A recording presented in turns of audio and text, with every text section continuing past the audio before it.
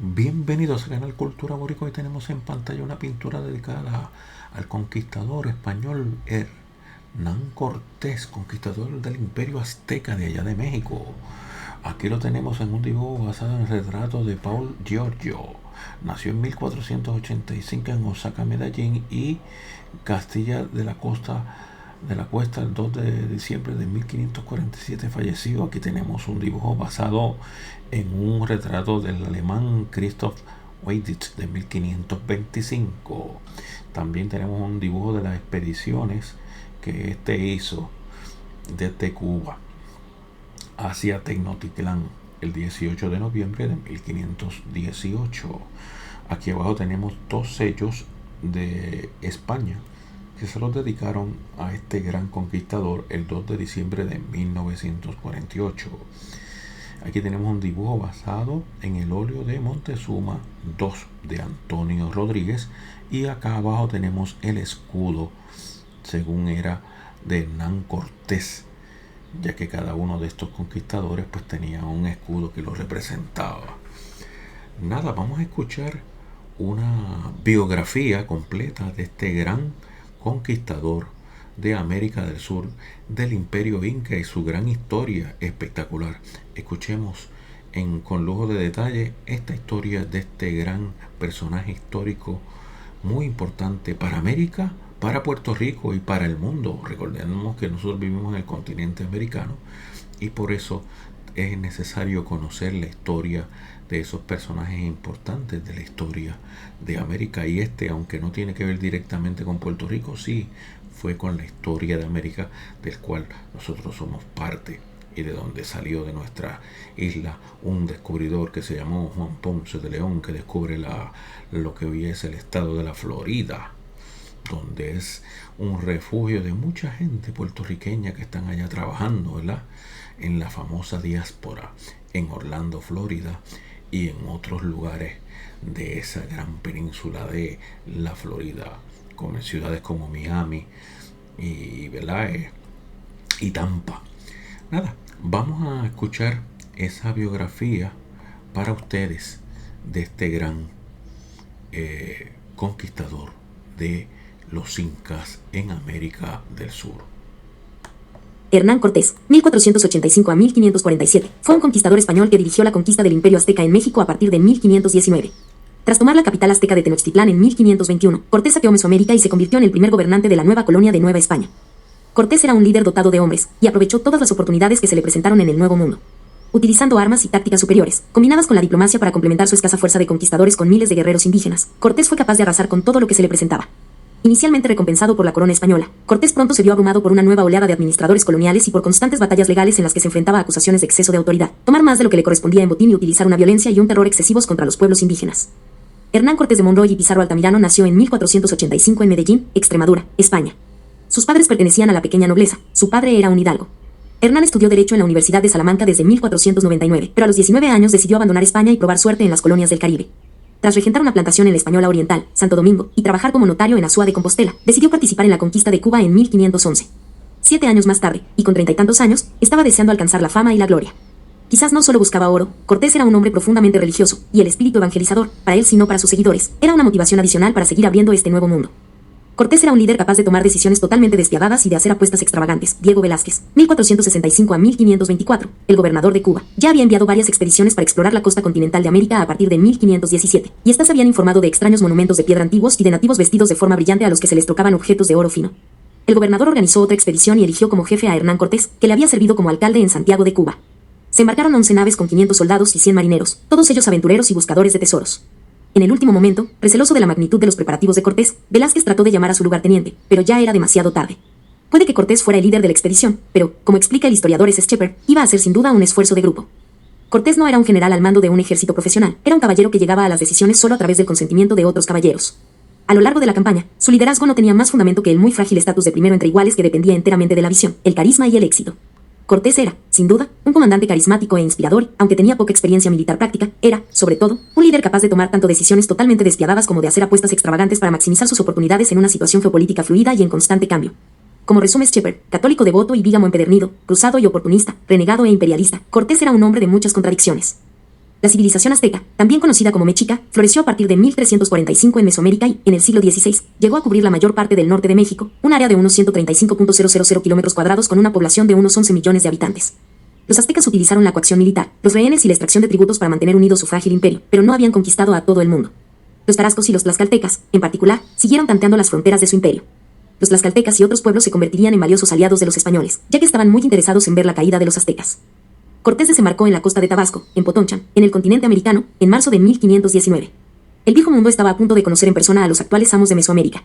Cortés y sus hombres no tenían ni idea de a qué se iban a enfrentar, pero para asegurarse de que nadie pensara en volver a casa, Cortés ordenó encallar y desguazar deliberadamente sus barcos. Ahora se trataba de conquistar o morir. La superioridad de las armas de acero y pólvora, la caballería y las tácticas dinámicas aseguraron fáciles victorias españolas contra los pueblos hostiles que encontraron. Las armas y armaduras mesoamericanas eran primitivas comparadas con las de los españoles. Los mesoamericanos disponían de espadas y garrotes con hojas de obsidiana muy afiladas, arcos, lanzas y lanzadardos, pero apenas tenían impacto contra las armaduras metálicas. Por otro lado, las espadas de acero españolas, las picas largas, las ballestas y las armas de pólvora eran devastadoramente eficaces contra guerreros protegidos únicamente por telas de algodón acolchadas y escudos de madera. La caballería demostró ser casi invencible contra cualquier número de atacantes mesoamericanos. Por último, las tácticas no ayudaron a los pueblos indígenas, acostumbrados a una guerra ritualizada en la que primaba la exhibición y la toma de cautivos. Los oficiales mesoamericanos eran fácilmente identificables con sus extravagantes trajes, y estos fueron los primeros objetivos de los españoles. Cuando se mataba a los oficiales, a menudo la tropa huía presa del pánico. Los guerreros mesoamericanos aprendieron nuevas tácticas y se centraron en las emboscadas en terrenos rotos como estrategia para anular la fuerza de la caballería, pero la abrumadora ventaja militar, a pesar de enfrentarse a números muy superiores, siguió en manos de los españoles. Una ventaja importante en estos primeros encuentros fue la captura de la Malinche, también conocida como Malintzin, Marina, Malinali, una mujer maya que hablaba la lengua náhuatl de los aztecas y una lengua maya local, con la que uno de los hombres de Cortés estaba familiarizado. Ahora los invasores podían comunicarse con posibles aliados. Malintzin y Cortés tuvieron un hijo juntos, Don Martín.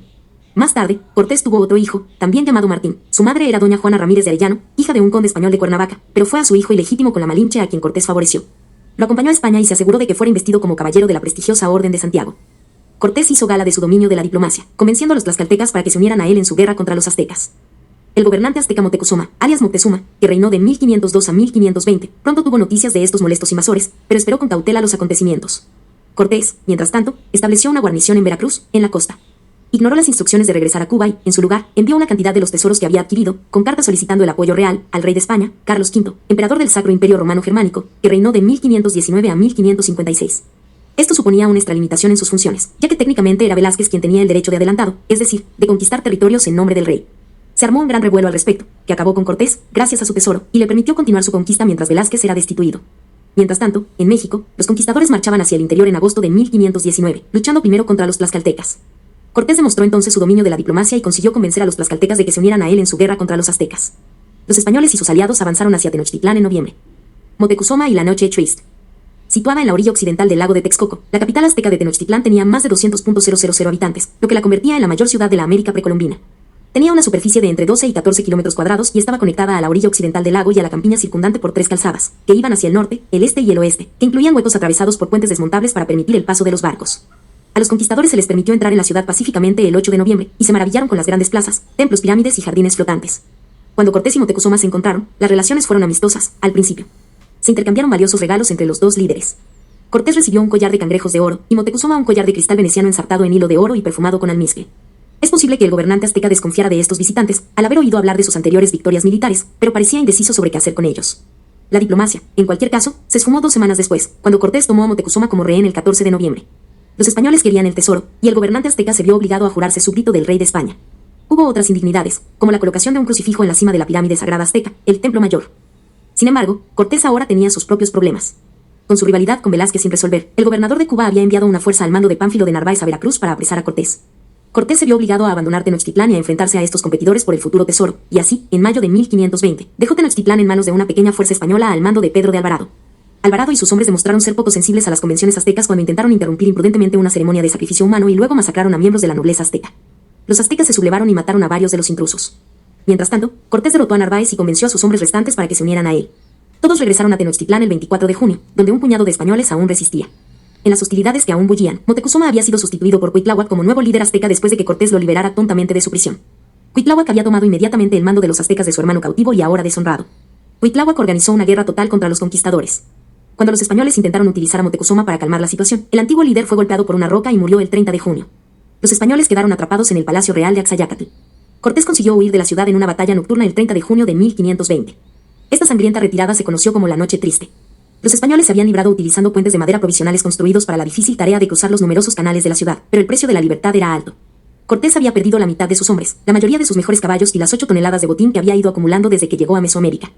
Antes de llegar a la seguridad del territorio de Tlaxcala, Cortés tuvo que ganar primero una gran batalla cerca de Otumba el 7 de julio, donde los aztecas intentaron de una vez por todas acabar con los invasores extranjeros. Después de varias campañas más, y de recibir refuerzos por mar, se capturaron varias ciudades, especialmente Texcoco el 31 de diciembre de 1520.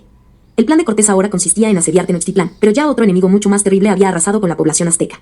En los meses de septiembre y noviembre anteriores se había producido un devastador brote de viruela que había matado hasta el 50% de la población.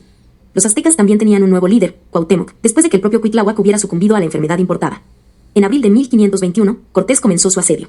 Su fuerza incluía 700 infantes, 118 ballesteros y arcabuceros, 86 caballos y 18 cañones de campaña. Lo más significativo de todo es que los españoles contaban con aliados nativos, entre los que se encontraban al menos 100.000 tlaxcaltecas. Superando las deficiencias de sus armas, los guerreros aztecas lucharon ferozmente y con valor, como señalaron los propios españoles. El 28 de abril de 1521, Cortés desplegó su vasta y maravilla logística, una flota de 13 barcos de guerra especialmente construidos en el lago de Texcoco. Estas embarcaciones, nunca antes vistas por los mesoamericanos, se construyeron a partir de los grandes barcos que Cortés había ordenado naufragar 2 años antes y de nuevos suministros de Veracruz. Se habían prefabricado para que se pudieran transportar por tierra hasta el lago.